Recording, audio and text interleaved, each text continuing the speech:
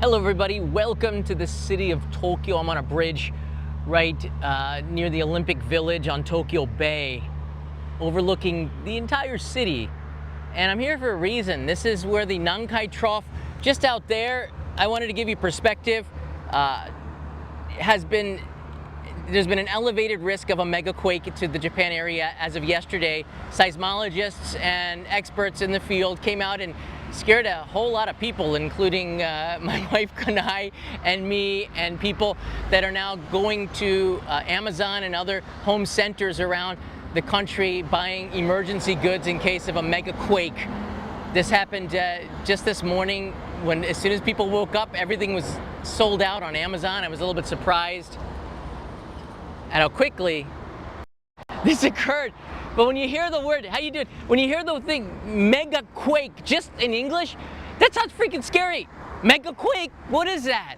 It reminds me of Godzilla and Mothra out there fighting. Those are mega monsters. But a mega quake is something that's like magnitude 8 or 9. It's so powerful that it will destroy whatever is nearby. And a mega quake, no matter where it happens, even if it's not here on the Tokyo Bay, here's the Nankai Trough. Let me just pull this map up and you can get a better idea.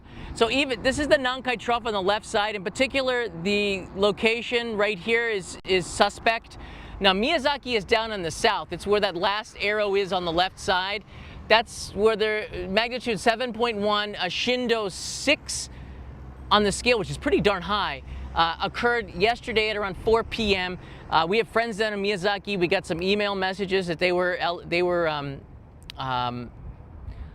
departing, leaving, fleeing to higher ground away from the shore, and they were okay and were able to return back to their homes. But this quake also sparked a lot of debate amongst the experts and seismologists and those the volcanists, and everybody got together and they looked at the data and said that, yeah, there's an even greater risk right now of a mega quake in this area in particular. And you can see at the top of the corner is Tokyo, all right? So it just happens that, and here's the thing, okay? It doesn't matter where it happens on the Nankai Trough. Tokyo is going to get hit pretty hard. It doesn't matter where it is, because a magnitude 8 or 9, you're going to get like a magnitude 7 in Tokyo. You're going to have some destruction there, okay? In particular, we have this shindo scale, which is the Japanese way to measure earthquakes. If it's a shindo 7, oh my goodness, all right? This is tosses you up into the air. I actually have some charts on here. Let me see if I can pull this up. This will give you a pretty good idea of what I'm talking about with the shindo scale. So the Japan Meteorological Association has a seismic intensity scale. We don't use magnitude in Japan, we use shindo. Shindo 0, you're not gonna feel it. Shindo 1, maybe you feel it, but you're probably going about your lives. I like the illustrations here, shindo 2 and shindo 3. Yeah, you start to notice shindo 2 and shindo 3. Look at the eyes change there. Felt by most people in buildings. You might not feel it if you're on the ground or if you're on a bus. Then we get over here to shindo 4. Most people are startled by shindo 4. I remember I was in a shindo 5 when I first came to Japan. I came to Chiba in 1998, and I was in a shindo 5 lower. Many people are frightened and feel the need to hold on to something. I went under the table and everyone laughed at me, but it was a sizable earthquake in Chiba. Unsecured furniture may move and topple over. This is the intensity of the earthquake. This is maybe a better category to understand earthquakes than magnitude. Now they have a lower and an upper. An upper means that it's just more violent. People find that it's difficult to walk, all right? We had a shindo, this is what we had yesterday in Miyazaki, and this is important for you guys all to understand. We had a 6 lower right here. So the 6 lower, it is difficult to remain standing. You're gonna see why in a second. Many unsecured furniture moves and may topple over. Walls and windows may sustain damage and fall. There's shattering usually, in particular older houses and wooden houses with low earthquake resistance. Tiles may fall, and what we saw in in Niigata was that buildings actually collapsed, and you saw plumes of smoke on wide-angle live webcams in the Noto region, which is scary. But guys, it gets worse, all right? Shindo 6 upper, it is impossible to move without crawling. And this is what I felt like this is what the Tohoku earthquake was in Tokyo in some parts. It felt like this. Of course, the destruction was, you feel like this. It's just, I can't imagine a 6 upper. I've been in 1-6 before up in Tohoku in the past. I lived up in Fukushima years and years ago. Wooden houses with low earthquake resistance at 7 are more likely to lean or collapse. This is what a megaquake is, all right? It's a Shindo 7. And even if it's off of the Nankai Trough and kind of far away from Tokyo, there's a good chance that if it's a megaquake, you're going to get a Shindo 7 in Tokyo, and this is devastating. Wooden houses with high, this is why Tokyo's renovating so many places, why they got rid of the old Harajuku station, why they got rid of a lot of the older buildings and making way for more earthquake resistant buildings. Even in my neighborhood, you're starting to see in Chuo Ward, a lot of the buildings being destroyed for this. Reinforced concrete buildings with low earthquake resistance are more likely to collapse. That's just scary. That's just scary. They have this information in English for anybody who wants to see it. And as soon as I take this away, you're going to see me zoomed in for a second. Hold on a second. Let me see if I get rid of this here. It's hot. You can see it on me. All right. So when a group of scientists come out and tell everybody there's an elevated risk, now according to the news, it says 70 to 80% risk of a megaquake in the next 30 years, with, here's an asterisk mark, attention and great scrutiny in the next 7 days. So I don't even know what that means, other than scientists are really looking into this, and there's an elevated risk in the next week. And this, I thought when I'm seeing the international media, they said 30 years. I'm like, I'm talking to my wife, look, you don't have to start taking objects down from shelves right now. You don't have to really start preparing for all of this. She goes, but if you see her eyes, it seems like this has really impacted her. So the Japanese news seems to be emphasizing this a little bit more. Now, I'm American. I see things in a political spectrum. Yeah, maybe they want to get the economy going, get people buying and shopping again. That's certainly happening. But it's also something, when you have a disaster like this, you cannot take it lightly. So now we have a lot of people that are going out to stores, and they're I guess, panic buying. And this is what happens when this sort of thing happens. I found this online. Let me see if I can add this here. Some of the things that are like almost sold out on Amazon. You got flashlights, you got batteries, you got whistles. Life jackets are starting to go, inflatable rafts. I guess after seeing the tsunami, bottles of water, long shelf life foods, mobile batteries, toilet paper. We're starting to see some things becoming sold out that are on this list. This was on Twitter, so this is a lot of information is being shared online of things that you probably need. Writing pads, messages to leave to loved ones if you go off. If you take a look at there's an anime on Netflix, like The End of Japan or something, Japan Falls Off the World or something. That anime kind of shows what a megaquake would look like. It's a pretty good indicator of what life would be. Of course, it's an anime, but I watched it and I thought it was really good as entertainment. Having cash is important, a radio, portable batteries are now are going sold out. So the economy's booming right now, and for these kinds of materials, it's not a bad thing. It's not a bad thing. Well, it's really bright out here, and the phone has dimmed. I wanted to do it live here so you get a sense of what Tokyo looks like. So if a megaquake were to happen, there's a good chance that a tsunami would come in here. And if you're thinking about like the movies from, I don't know, what was it called? The Impact one with, who was it, Samuel L. Jackson as president? No, who is the president? Morgan Freeman as president? Or you start to think of these asteroid destruction movies at the end of the 1990s. A space boat makes its way underneath the Rainbow Bridge over there. I mean, you can kind of imagine a big tsunami coming in that's like 50 meters high that destroys. I don't think that's going to happen. But in a megaquake, you really can't tell. What's even maybe more concerning, volcanists are also kind of, they've been telling us for years, volcanists, there's engineers, seismologists, and volcanists. These three are the ones that are most into the inspections of the tectonic plates and the impact on on society, and those are the three categories of scientists that are right now examining the impact to the city of Tokyo. Mount Fuji is in this direction and it's not that far away. What if Mount Fuji were to erupt? What if Hakone, there's a lot of seismic activity underneath Hakone. This is certainly a possibility, and when you talk about the Nankai Trough and a mega quake, you don't want to be climbing Mount Fuji. So I mean, I don't know, this is the Olympic Village, by the way, which is, people are starting to settle in there. I think it's something that you need to be concerned about, and I hope you can catch a little bit of the intensity in my voice and the worry that people in Japan have right now because of the news. This is something that, you know, you're like, oh, okay, it'll never happen, and then it happens. Or it might never happen. But when they elevate the risk, and in Japan, a risk-averse country, you really do worry. That's Odaiba over there, by the way, and Arthur Vandelay, thank you. It's nice to see you here. It is absolutely something that needs to be considered.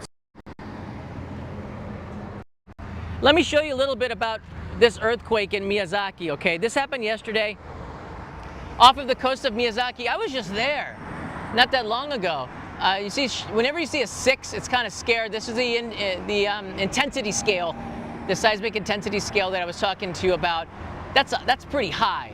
And it's pretty close to the shore, so you can see the concern with the tsunami warnings and people getting off the beach. And in light of what happened in Tohoku so many years ago, people are a lot quicker to take this seriously now. Again, Godzilla, I'm reading the comments here.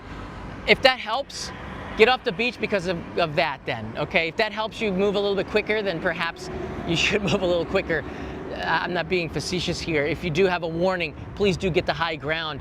But I have a video out there on YouTube that lays out what you can do in case of an emergency. That the news media also had out here. Let me see, I gotta turn on the volume for this. NHK World in English released some images from the earthquake yesterday after it happened. But they also talked about the elevated megaquake advisory. And the advisory is as a precaution, but you don't give an advisory as a precaution and say that and not expect people to kind of panic a little bit, because it is pretty scary. Now here's the category. I'm gonna put pause right here. If a magnitude 6.8 quake occurs in the area, or like a shindo 6, they go to step 2. Or a slow slip of tectonic plates is observed, both these things. Step 2. The Nankai Trough earthquake extra information investigation begins.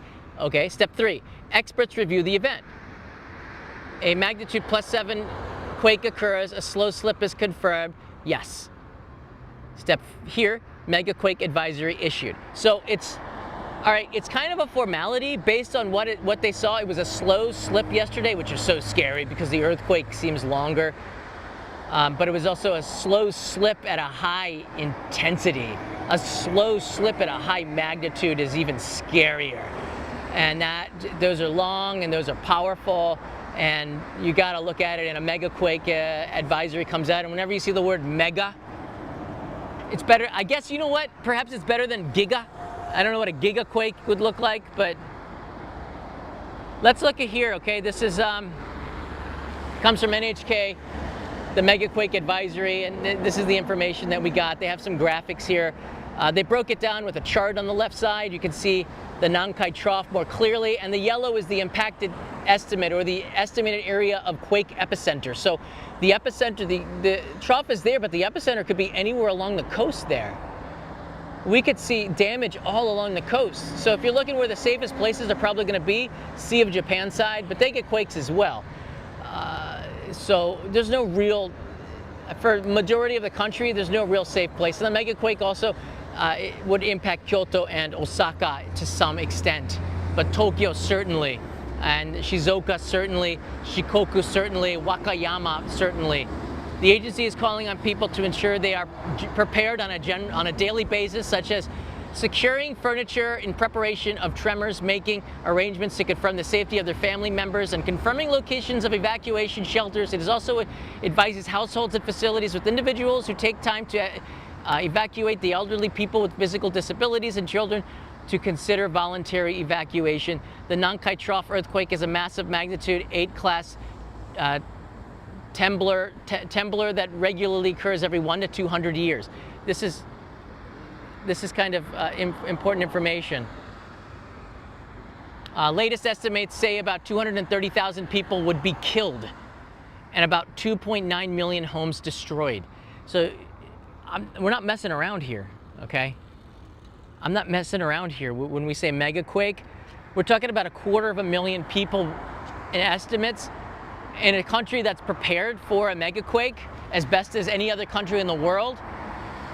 The estimates are 250,000 lives would be lost. So look, there's going to be half the people's brains are going to be 30 years, much ado about nothing. Stop scaring people. Another part of my brain is saying, you got to take everything seriously. When they elevate the risks, they're not doing that just to sell stuff and get the economy going. They're doing it because they want you to be prepared. And if you can be a little bit prepared, know where your evacuation centers are, know how to react, have helmets and gear, these things, the percentages rise, and in terms of saving lives and the loss of lives go down. This is a good thing. So that's sort of the meaning of this live stream. And if you're coming here to visit Japan, you already know, it should be baked in, that you have an elevated chance of being in an earthquake. I don't think a lot of you know that. I don't think a lot of you understand that if you are here, you're going to feel an earthquake. The chances are pretty good if you're here for 2 weeks that you're going to feel a tumbler somewhere, a tremor, something. But as we get closer to the 30 years and this mega quake advisory, the last mega quake in Tokyo was 1923. On this, I believe that's correct. That's over 100 years ago now. So we're in that gap, but because of the other earthquakes that are happening around, and in particular yesterday, which is the same trough, they're predicting a mega quake on this Nankai Trough. It makes sense. The last mega earthquake destroyed Tokyo. 1923, go check it out. It was the Great Kanto earthquake. It was so bad they had to move Toyosu Market from Nihonbashi to a new location, which is now moved over to right here. Another reason why I'm here, this is where the new fish market is. But in 1923, they moved it from Nihonbashi to Tsukiji. And Tsukiji was there from 1920, was it 5 or 6, until they moved it here about 6 years ago. Bottom line is, look, I don't know if you guys can find this book online. That this is the Bosai, Tokyo Bosai Preparedness book with the mascot is a rhino. I have this book in my house. Everybody who's a resident of Tokyo got this book. It lists all the places for disaster evacuation in case you can't get television or radio for some reason. You have this book. And it guides people. And there's enough locals, including me, who have this book that know where the local evacuation sites are. If you live in Tokyo, you just moved to Tokyo, you're a foreigner from abroad, and you're getting settled into your life here, make sure you got this book. If you don't, go to your city hall or your ward office in Tokyo or Osaka and get this book. Explain to them that you want to make sure that you know where your evacuation centers are. They might give you a certificate, something else, but they have this book in English, I believe, in some of the places. This is for Shibuya-ku, so it's very local. Shibuya-ku 1. So this is all very local, not national disaster preparedness book, but local for Tokyo, and every prefecture and every city should have something very similar to this to let you know where to evacuate and what to do in case there's a mega quake in your neighborhood. Not every prefecture has this, we asked. Every prefecture has something.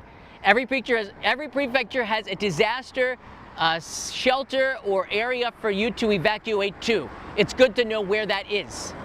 It really is. So if you can't find a local, you can't, you're not sure what to do, at least you know where the spot is to go. And if your family is separated and you don't, God forbid this happens, you know where to go. You know where your meeting point is, perhaps at that shelter. So Kanai and I have a meeting point, and if we get separated, we know to go there for some reason. If she's looking for me and I'm looking for her, we know where to go. It's just something that, if you live in Japan, a lot of people have worked this kind of stuff out. Have a plan organized, writes in Jason, absolutely. That book is for Tokyo, but Osaka, Kyoto, major urban areas have a plan. They might not have sent it to you, but you can go to your ward offices and get a map, you can at least get information that circles where you should go and ask them for advice. You got to know the basics, people. You really do if you come to Japan. If you're coming here to visit Tokyo, I'm taking this very seriously. You can tell in the tone of my voice. I'm shouting also because there's a lot of traffic going by and I can't even hear myself talk. If you're coming here as a tourist, it's not something that you need to worry too much about, but just keep in mind that if a strong one occurs, the hotel, in 9 times out of 10, unless they're freaked out and they have staff that's not from Japan, let's just say that you should do your due diligence and look at the evacuation plan of the hotel just in case. I do that anyways. It's something that you should probably consider when you come to Japan. The hotel will guide you out in almost all circumstances. If for some reason they're gone, heaven forbid, this is why you need to follow the advice of local people, other people. Understand that the hotel probably has an evacuation inside your room at the front desk, and just asking for that is not a bad thing. You might think it's a little bit over the top. It's not. When I jumped under the table in my first earthquake in 1998 and no Japanese did, I went and I talked to a seismologist when I made the episode for Only in Japan about 5 years ago. And the seismologist told me, you did the right thing. It's like, you just can't predict, because what you think is a weak earthquake from the start turns into a strong earthquake like this. You didn't know that it's, a lot of earthquakes, you don't know that it's going to be a powerful one just off of the first tremor. It can build up and up and up, and it gains intensity. This is something you really need to understand, because when I made an episode on this, please go back. It has 2 million views. It's called Japan's Largest Earthquakes. And I explain to you, I even go to the simulation center and I explain to you and I show you what it felt like in the simulator to be in a mega quake. You need to see this video to understand how powerful it is. You just can't comprehend if you're coming from New York. If you're coming from London, you can't comprehend how strong this quake is unless you see it. Japan's Largest Quakes. It's on my main channel, which is youtube.com/@Mark. Only in Japan, one word. There you go. Some serious stuff. I'm getting a lot of messages here. I really do appreciate this. We're okay. The family's okay. I know you're getting information on this. Miyazaki's quite a long way away, but we didn't feel it in Tokyo. We're okay. I will go live. If everything happens like this, I'll secure my family. I'll make sure that everything's okay, and I'll go live, and I'm going to talk about what's going on right here. Nikkei has an article. Japan issues advisory over possible Nankai Trough megaquake. They don't do this lightly, all right? They don't do this to just instill fear. They do it to help to get the people prepared after a determination of the 4 stages I just showed you. So the experts met yesterday after the quake and made this determination. Japan on Thursday said the possibility of a huge earthquake over a wide swath of central and western parts of the country has increased relative to normal conditions following a magnitude 7.1 tremor off Miyazaki Prefecture on the southern end of Kyushu earlier in the day.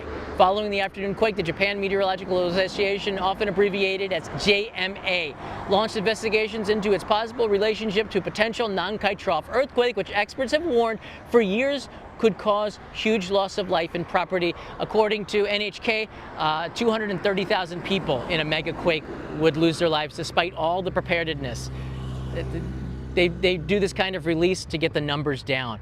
And the loss of property, it would be in the millions. And I think to the economy, $1.5 trillion of damage. The agency issued its Nankai Trough earthquake extra information for the first time on Thursday evening. First time, so it feels scary. And accompanying government advisory said that the possibility of a large-scale earthquake is considered to be relatively higher than normal. According to the agency, the large earthquakes have taken place every 100 to 150 years in central and western areas of the country, going back through history, through records, through the logs of temples and shrines. They could piece it together going back millennia, I don't know, maybe a millennium, and they could see when large earthquakes have happened, and they predicted that this trough has produced megaquakes every 100 to 150 years. The last one was 1923, the Great Kanto earthquake, which destroyed Tokyo. The government has previously said that there is a 70% chance of such an earthquake within 30 years. It's been elevated to 80% I'm seeing reports the probability is multiple times higher than usual after the Miyazaki earthquake. So this earthquake has triggered something that's really making a lot of people scary, and you're waking up to the news now of this advisory here in Tokyo, and people are taking precautions like going to home centers and getting portable toilets and things like this just to be careful, because after a magnitude 7, a shindo 6, this means something. It's a chain reaction. So Kishida-san, who's the Prime Minister, is weighing in on this. The Cabinet Secretary weighed in on this, has not received any reports of abnormalities at nuclear plants. Japan uses nuclear power. This is something after 2011, March 11th, that we're very concerned about as well. And the article goes on to talk about how Japan is on the ring of fire, yada, yada, yada. You know all this stuff. But the entire Nankai Trough is under scrutiny right now. And that Nankai Trough scares me, because if you look at it, you see that trough is that one, you see the triangle there? That triangle up there, that's where Fukushima earthquake happened, on the one above. Right? This is where the plates connect. And the plates are going under each other. They're stressed, they're pushing, and it shakes the whole country. Japan's like in the worst possible position right here. The Nankai Trough you see on the left side that we're in particular is the most concerning right now, because every 100 to 150 years, that area in that box has a mega quake. And the last time the mega quake was on the top right, that was 1923, the Great Kanto earthquake that devastated the Kanto region, Tokyo in particular, the epicenter very close to Tokyo Bay. I can't even imagine the fear that people's eyes, how wide they must have been, being tossed. If it's a shindo 7, you're tossed in the air. You cannot stand up. You're like, my experience in a mega quake, if I go back to, and I do this not to scare you, but so that you are prepared and you take it seriously. Because when it does happen, if you are taking this video seriously, then you are more prepared than 99% of the other tourists that are coming here to Japan. Let me tell you, because I'm telling you as somebody who was in Tokyo during the Great Tohoku earthquake. And I was working, editing video for my iTunes channel at the time, and it hit. And right away I knew there was something that was wrong. My heart started to beat real fast. My cabinet, after about 10 seconds, wine glasses coming out. The cabinets were open, wine glasses were coming out. It was all glass on my floor. My TV toppled over. I had a 32-inch LCD TV, Sharp Aquios, very nice TV. Toppled down onto the ground. I was able to pull it back up and watch the TV later. Thank goodness it wasn't damaged. I didn't have a radio. I lost my coffee pot, was on my desk. That broke, coffee everywhere, glass. I ran into the door frame in the bathroom because I figured that's the most reinforced area. I was right when I talked with a seismologist. I did not go outside. The earthquake lasted for over a minute. It was swaying outside. I looked outside of my window and I was on a boat, folks. I'm on the 6th floor back then. I felt like I was on a boat. You have no idea. After the quake subsided, I got my hamster Kiki, put him in my pocket here. Outside. Didn't get a bottle of water, nothing. I grabbed Kiki and I went outside. I remember being outside on the streets, in a park, on the asphalt, when the aftershock after the Great Tohoku earthquake happened. That was that was out on shore, many hundreds of kilometers away. That aftershock, I could not stand up on the aftershock. It felt like I was on a bus. Like, have you ever tried standing up on a bus without holding on to the arm handle? I felt like I was on a bus and I had to sit down with Kiki in my pocket. Kiki, I don't know if he could imagine my fear, but he stayed in that pocket.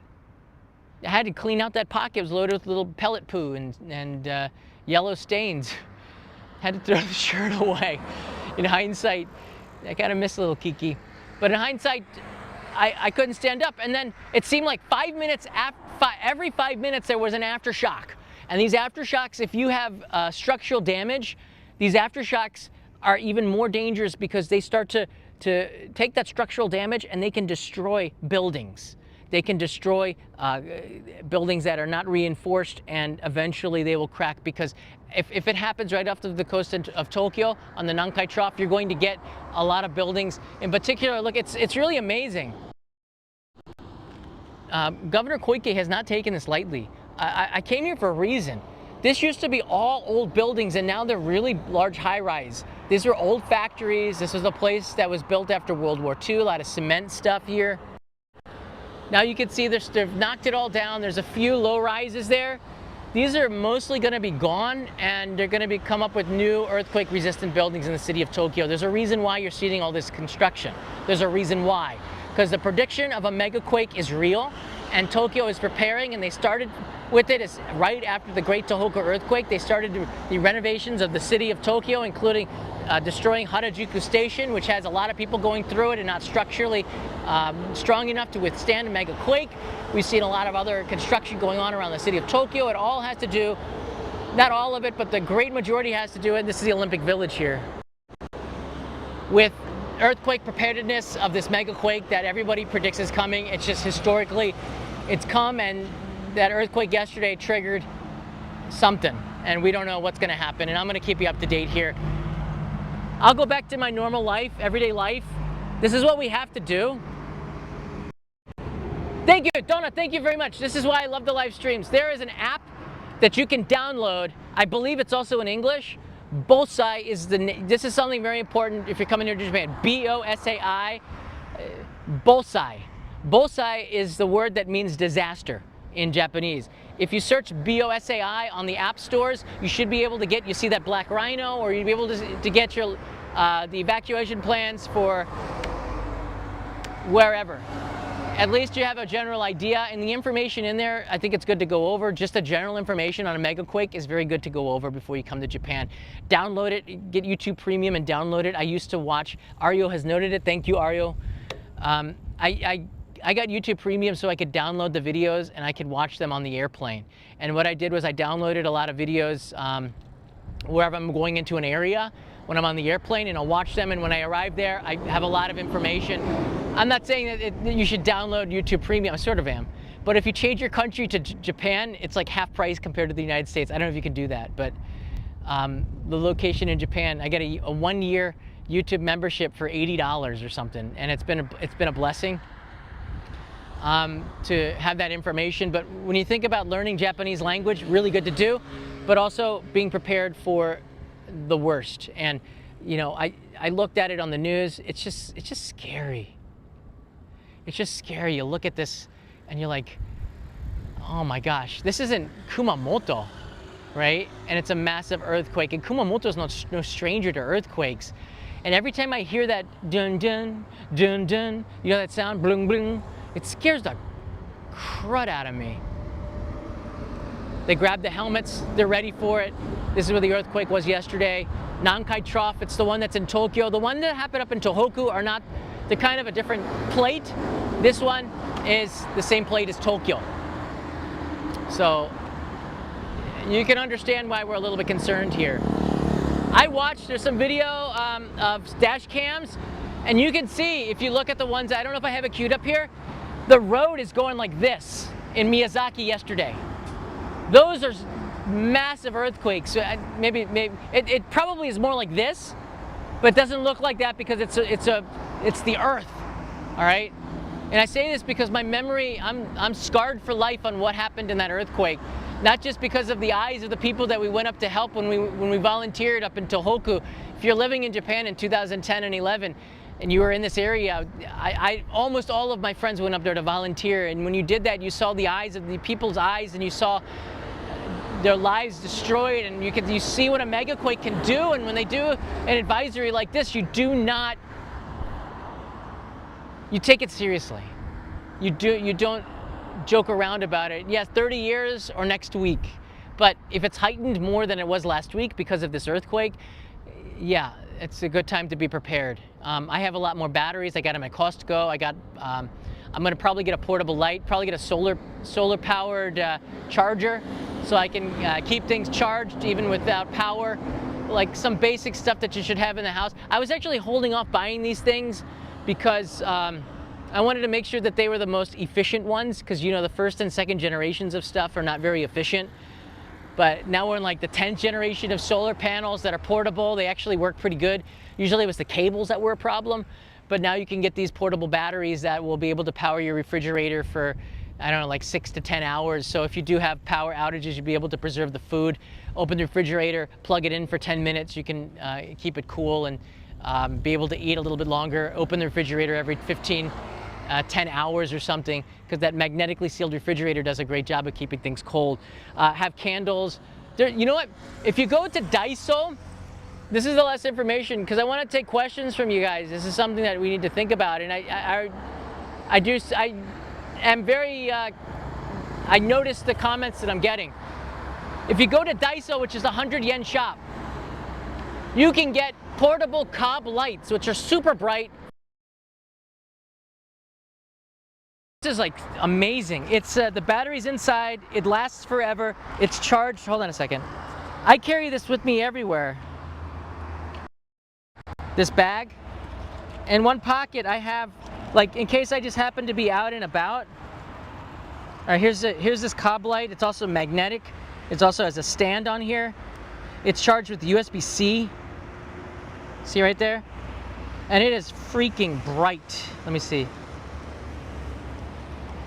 It's hard to see because it's already bright out here. The battery lasts a very long time. You need to have something like this. I don't today, but quite often I'll put a very small pocket knife in there, in a case, because in case you just don't know if you need it, something like a really small pocket knife, in case I need to cut rope or if I'm tangled in something. You just don't know. A magnifying glass, in case you could start a fire with the magnifying glass. Like little things that are easy to carry. I have it usually in my bag there. It's something you really need to think about. Daiso has a pretty good selection, and it's 100 yen to 500 yen. The home centers, these are places where you can find DIY stuff. They usually have the portable toilets. They have the things that are a little bit next step that you want if you live here. So if you live in Japan, it's good to have maybe something for 5 days. Have a blanket, have a raincoat, we have a backpack and 3 helmets. And the backpack is at the door. It's right in the cabinet at the door. So as we put our shoes on, we can grab the backpack. Has a portable battery, has a flashlight, has a radio, has a couple of very thin, those aluminum blankets in there. It's got batteries. It's got some emergency long shelf life water. In case the vending machines go out and the electricity goes out for the vending machines. Do the vending machines still work? Probably not. So this is something that you need to think about. You can't go to the vending machines if there's no power. They're reliant on energy. So it's good to have a bottle of water with you. I want to order some 10-liter collapsible plastic jugs of water, because if there's a water truck that comes around, we can go and get some water, only if you have those jugs. So I'm going to order some of those collapsible water jugs. But a lot of it is sold out on Amazon right now. So hopefully the quake doesn't happen in the next week, so that they can restock stuff. Any last questions here, so I can make this a little bit more useful for you guys? There's another earthquake app called NERV that's completely in English. Thank you, N-Star. A flint strike fire starter is a necklace, so it can be worn under the shirt. That's good to know. I'm gonna go see what I can find that's convenient and useful. Supposed to come in 2 days to Tokyo, Osaka, and Kyoto. Look, I think the risk is elevated. I don't think you should cancel your trip, because if you do, it could happen then. But I think this is what the news said. There's an elevated risk of an earthquake. I think the international news didn't harp on this, so I don't know if it's true or not, but the Japanese news, some have been said there's a risk in the next 72 hours. So you just need to be prepared. If it's in the next 72 hours and you're on your plane and you're arriving here, I apologize. This information obviously did not get to you in time. You can laugh about it now because nothing's happened. But honestly, I don't think that you should cancel your trip to Japan because of this. I think you should come anyways. Just be aware of the safety precautions. And there's no other city in the world that is more prepared for a mega quake than Tokyo. I have to stress this very much. whether you're a fan of Governor Koike or not, whether you're a fan of Governor Ishihara or not, both of those governors of Tokyo did a pretty good job of making sure that the city was going to be prepared in case of a mega earthquake. Since the data was released, Governor Koike has been very pro fix it up. What's the word? Let's say pro earthquake proofing, and at a great cost to the city, but the cost of this is a lot less than if the quake does happen, and it's better to do it now because we have the technology to do this kind of stuff where we didn't even 10 years ago. So this is all really good stuff. As you're seeing Spaceboat making a trip there. And I think that's the ferry going to Ogasawara, if I'm not incorrect. That's going 24 hours to the Pacific Islands. That would feel that mega quake as well.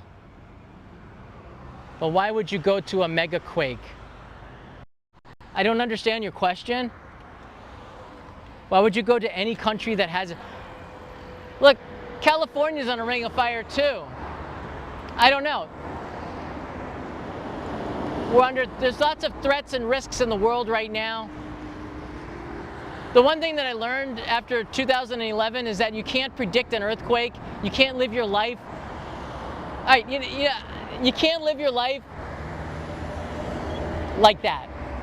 I chose Japan. A lot of people are going, oh, I want to live in Japan. It's such a safe place. I want to live in Tokyo. It is. But then, like, there's something that's bigger. These earthquakes and volcanic eruptions and things like this.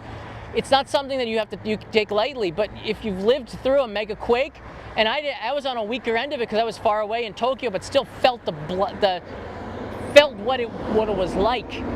The same shock waves I could feel that were in Fukushima, you felt that same thing in Tokyo, just at a different intensity.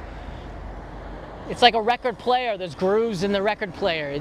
You never forget it. That song. It's a feeling instead of an audio thing. After you live through it, you live your life a little bit differently. One of the reasons why I love doing YouTube and I have a positive attitude about a lot of stuff is that you don't know when you're going to go. Life is short. You try to enjoy it as much as you possibly can.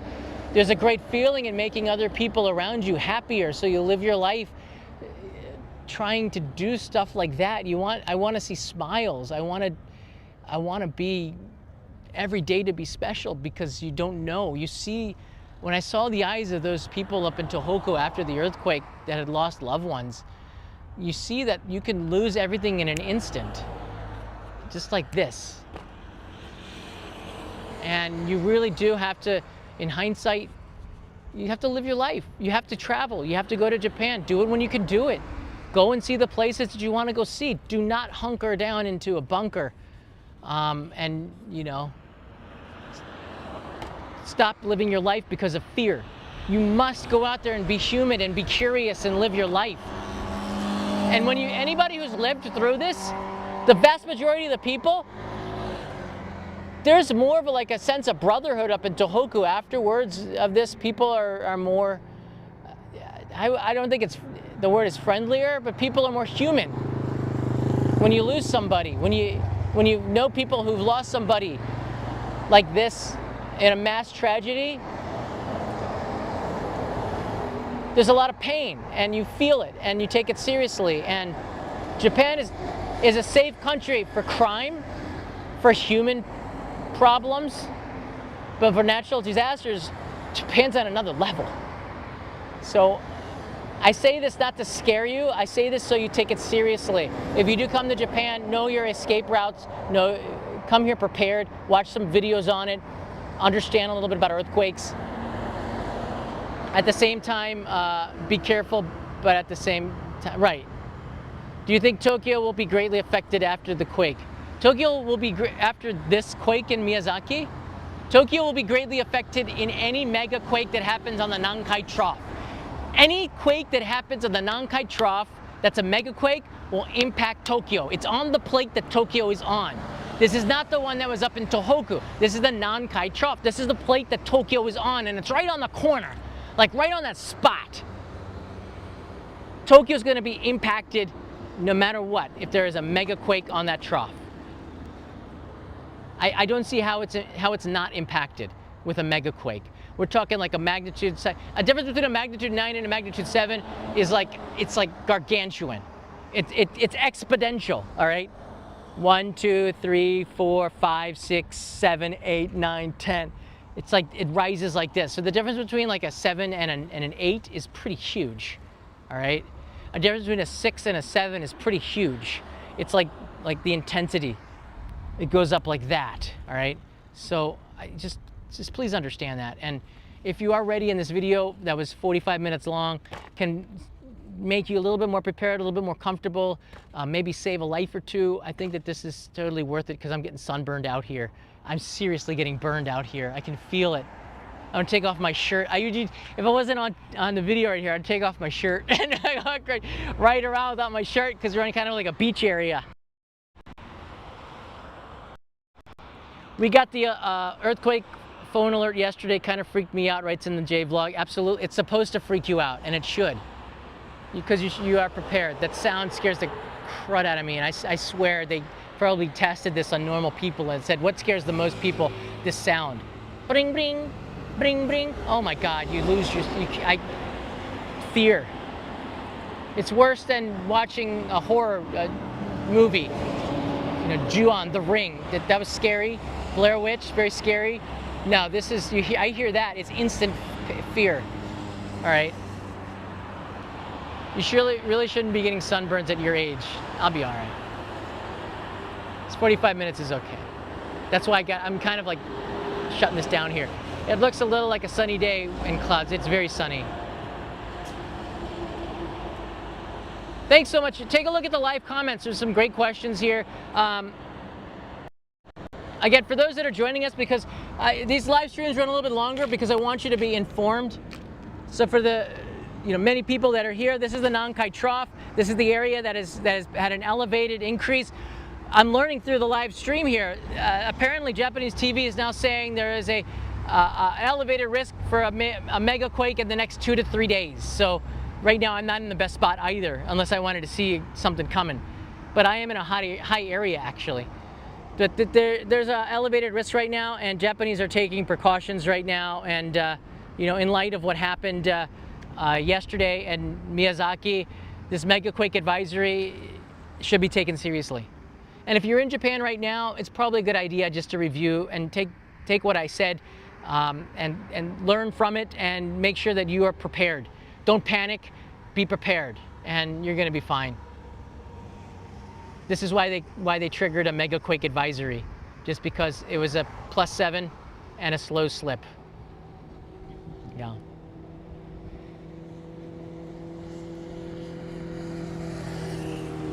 There you go. Again, a magnitude. Yesterday they had this in Miyazaki, a shindo 6. That's what, right in the center of your screen, that's what they experienced. This is the same trough. This is the same plate as the one in Tokyo.